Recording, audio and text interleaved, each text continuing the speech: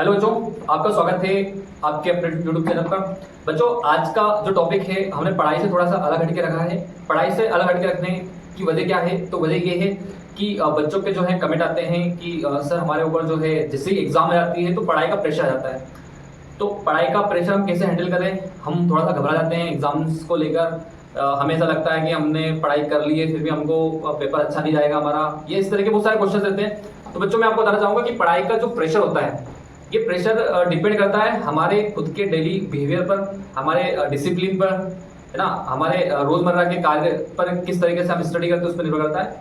तो पढ़ाई का प्रेशर अपने को कभी भी नहीं लेना चाहिए, क्योंकि पढ़ाई का प्रेशर जो है वो कोई प्रेशर नहीं होता है। ये सिर्फ हम एक मन बना लेते हैं कि हाँ हमें प्रेशर है ना। इसके लिए क्या करना पड़ेगा आपको कि आप प्रतिदिन थोड़ा थोड़ा करके पढ़ाई करते रहें नॉर्मल तरीके से। जैसे हम डेली दिन में जो भी कार्य करते हैं, मतलब प्रतिदिन जो भी कार्य करते हैं उसी तरीके से आपको उसको लेना है। फॉर एग्जाम्पल, सुबह उठना, ब्रश करना 2 मिनट में, उसका आपको खाना बनाना, खाना, स्कूल जाना, कोचिंग जाना, जो भी है आप जिस तरीके से करते हो डेली, तो उसका आपको एक बार आदत पड़ जाती है। और वो आदत पड़ जाती है तो उसी तरीके से आप पढ़ाई को भी जो है कंटिन्यू करें। मतलब आप एक साथ पढ़ाई ना करें, ना आप क्या करें कि थोड़ी थोड़ी पढ़ाई करते रहे। जैसे एक घंटा अगर आप करते हो प्रतिदिन भी, तो आपके पास जो है 200 से अधिक दिन होते हैं। तो ये मान लीजिए आपकी 200 से ज्यादा घंटे आप पढ़ाई कर सकते हो। और अगर आप इसमें 5 घंटे पढ़ाई करते हो तो 200 इंटू 5 कर दीजिए आप, है ना। ये मिनिमम बता रहा हूँ, 200 घंटे, 200 दिन, 200 से तो ज्यादा ही दिन होते हैं, ठीक है। तो इस तरीके से आपको जो प्रेशर नहीं लेना है, क्योंकि आप प्रेशर कब आता है? जब आपको ऐसा लगता है कि सिलेबस हमारे पास बहुत सारा हो गया है ना, तो आप सिलेबस इकट्ठा होने ही ना दें, ठीक है। कोई भी काम है उसको आप इकट्ठा होने ही दें। जैसे आपसे बोला जाए कि भैया एक 2 माले का घर है और आपको वहां पर जो है 10 क्विंटल गेहूं लेके जाना है और आपके पास 15 दिन का समय है। तो आप क्या करोगे? आप ये सोचोगे कि 15 दिन तो बहुत है ना, 15 दिन तो बहुत ज्यादा हो गए। तो आप क्या सोचोगे कि ठीक है, पहला दिन आया, आप उस 10 क्विंटल गेहूं को आपने छेड़ा भी नहीं, आपने सोचा कि 15 दिन है। फिर ऐसे करते करते 2 दिन, 3 दिन, 10 दिन बीत जाते हैं और लास्ट दिन आ जाता है 15वां दिन। आप 14 दिन बिल्कुल मस्ती से आपने निकाल दिए कि 15 दिन है। अब जैसे आपके पास 15वां दिन आता है और आप घबरा जाते हो, क्या 10 क्विंटल कैसे लेके जाऊंगा मैं? और फिर आप घबराने में, मतलब घबरा जाते हैं, और घबराने में फिर आपको जो है प्रेशर आ जाता है। तो आप उसको फिर ले जाने में आपको कठिनाई होती है। और इसी में आप क्या करते हैं? आप प्रतिदिन क्या करते हैं? 1-1 क्विंटल लेके जाते हैं। 1-1 क्विंटल कैसे लेके जाते हैं? तो आप जितना वजन आपसे उठ सकता था, मान लो आप 15 किलो ले जा सकते हो, 20 किलो ले जा सकते हो, तो बिल्कुल धैर्यता के साथ, पेशेंस के साथ, अनुशासन के रूप में आप उसको लेके जाते हैं और वो 10 दिन में आपका खत्म हो जाता है और आपको पता भी चलता है कि कब आपने इसको जो है गेहूं को खत्म कर दिया। सेम पढ़ाई में होता है। पढ़ाई में भी क्या करना पड़ता है कि आप प्रतिदिन पढ़ें। आप 2 घंटा पढ़े, 3 घंटा पढ़े, 4 घंटा पढ़े, पर डेली पढ़ें। थोड़ा थोड़ा पढ़ेंगे तो आपके ऊपर बर्डन नहीं आएगा और जैसे एग्जाम आएगी तो आप बिल्कुल अपने आप को बिल्कुल कूल समझोगे और आपका प्रेशर जो है वो खत्म हो जाएगा, ठीक है। तो प्रेशर कब आता है?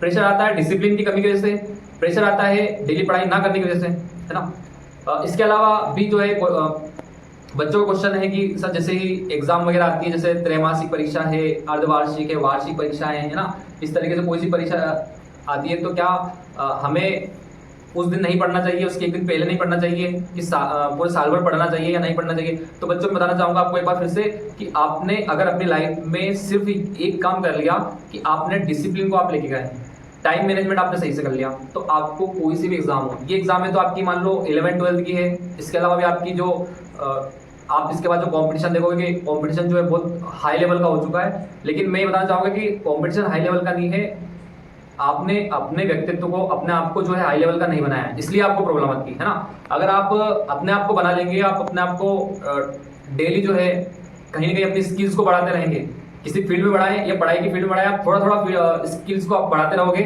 आप नियमितता रखोगे, समयबद्धता करोगे, टाइम मैनेजमेंट करोगे, तो आपको निश्चित तौर पर सफलता मिलने वाली होगी, ठीक है। अब कुछ बच्चों का क्वेश्चन होता है कि सर हम पढ़ते पढ़ते जैसे पढ़ने बैठते सो जाते हैं।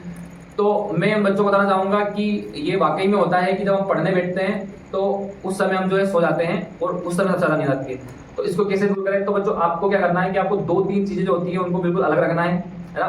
क्या अलग रखना है? तो आपको जो है, एक तो आपने जैसे एक बार खाना खा लिया तो आप बार बार आपको पढ़ाई करते वक्त आसपास कुछ भी खाने का सामान नहीं होना चाहिए। दूसरा, आपका मोबाइल दूर होना चाहिए आपसे। और मैं तो ये कहना चाहूंगा कि पढ़ाई करते वक्त तो आप उसको स्विच ऑफ करके रखते हैं, है ना, या आप उसको इतना दूर ले जाकर रखते हैं कि जो टाइम आपने मैनेजमेंट किया है कि हाँ मैं 2 घंटा पढ़ना है, तो आप कंटिन्यू जो है पढ़ाई करने के बाद ही फिर उसका यूज करें, है ना। तो दूसरी चीज ये हो गई। और तीसरा ये है कि आप जो है मतलब जो भी आपको खाने का सामान हो या आपको चाय पीना हो या पानी पीना हो, सब आप एक बार में कर ले और उसके बाद जो है आप कंटिन्यू पढ़ाई करें, उस बीच में कोई डिस्टर्बेंस नहीं लाए, बिल्कुल फोकस होकर पढ़ें, ठीक है। तो आप जो है आपको फिर नींद वगैरह भी नहीं आएगी। और क्या होता है कि हमारा ध्यान जो है कभी मोबाइल पे चला जाता है, कभी हो जाता है कि चाय पी लेते हैं, कभी पानी पीने में चला जाता है, कभी खाने खाने में चला जाता है, तो उस कारण से फिर क्या है जो आपको नींद वगैरह आने लग जाती है, ठीक है। इसके अलावा बच्चों का क्वेश्चन है कि जो एग्जाम्स होती हैं, एग्जाम्स में एग्जाम देते वक्त जो होता है क्वेश्चन भूल जाते हैं। तो क्वेश्चन भूलने का तो सवाल तब आता है जब आप उसको कम पढ़ के जाते हैं। कहने मतलब ये कि एक बहुत अच्छे महान दर्शन शास्त्री ने कहा है कि आपको अगर पढ़ना है, अच्छा पढ़ना है, तो आप क्या कीजिए कि एक बुक को 100 बार पढ़िए, 1000 बार पढ़िए, है ना, बजाय कि आप 10 बुक को पढ़ें, ठीक है। तो आपको क्या करना है कि आप अपना जो सिलेबस है, आपकी क्लास 11th है, 10th है, 9th है, 12th है, उसका जो सिलेबस है उसको आप क्या बार बार रिवाइज करिए। अगर आप बार बार रिवाइज करते हैं तो आपके भूलने के चांस बिल्कुल खत्म हो जाते हैं, कहीं से कहीं तक भी आपके भूलने के चांस नहीं रहते। भूलने के चांस कब रहते हैं? जब आप उसको कम पढ़ते हैं। और दूसरा होता है कि आपको समझ के पढ़ना चाहिए ना, समझ के ही अपने को चीजों को पढ़ना चाहिए, सिर्फ रट्टा नहीं मारना चाहिए ना, सभी जगह रट्टा मार नहीं चलता है, ठीक है। तो और भी कुछ क्वेश्चन आए थे मेरे पास, जैसे कुछ बच्चों के क्वेश्चन थे कि सर हम कुछ टॉपिक्स ऐसे होते हैं कि एक बार पढ़ लिया, 2 बार पढ़ लिया, 3 बार पढ़ लिया, फिर भी भूल जाते हैं, तो इसके लिए क्या करना चाहिए? तो इसके लिए बहुत अच्छी स्ट्रेटेजी मैं बता देता हूँ। जैसे आप फिजिक्स पढ़ते हो, केमिस्ट्री पढ़ते हो, मैथ्स पढ़ते हो या बायो पढ़ते हो, आपको क्या करना पड़ेगा? स्टार्टिंग में देखिए एक बार में तो कोई सी चीज़ आसानी समझ में नहीं आती है, समझना है तो उसके लिए आपको उसको बार बार पढ़ना पड़ेगा।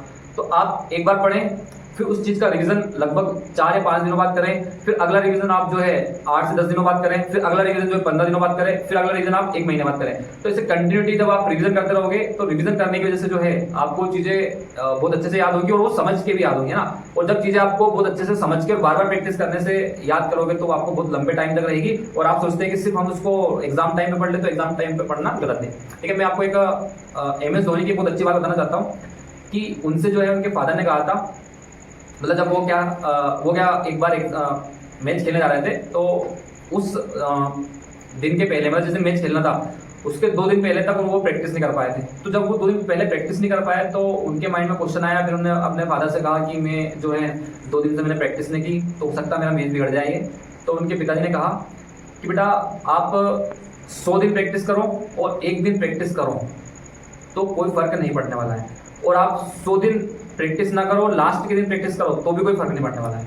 इसका मतलब ये है कि अगर आपने 100 दिन पढ़ाई नहीं की और 1 दिन पढ़ाई की तो उससे कोई फर्क नहीं पड़ेगा, आपका रिजल्ट वो 100 दिन वाला आने वाला है, ठीक है। मतलब अगर आपने 100 दिन पढ़ाई नहीं की तो आपका रिजल्ट 100 दिन वाले आने वाला है, ठीक है। और आपने अगर 100 दिन पढ़ाई की और 1 दिन नहीं की तो कोई फर्क नहीं पड़ने वाला है, क्योंकि आपकी 100 दिन की मेहनत का रिजल्ट आपके सामने आने वाला है, ठीक है। तो इन्हीं क्वेश्चंस और आंसर्स के साथ इस परीक्षा पे चर्चा के विषय में जो है हमने अभी चर्चा की। और मैं बच्चों से आशा करता हूँ कि आप अपना मतलब संघर्ष, जो भी संघर्ष आपके सामने आते हैं उनको आपको धैर्यता से, अनुशासन से और समयबद्धता के साथ उसको सोल्व करना है, आपको निश्चित तौर पर सफलता मिलेगी। और अगली बार जो वीडियो रहेगा उसमें हम जो है बच्चों को ही लाइव रखेंगे और बच्चों के जो क्वेश्चंस रहेंगे उनके डाउट्स को सोल्व करेंगे, ठीक है। तब तक के लिए जय हिंद, जय भारत, धन्यवाद।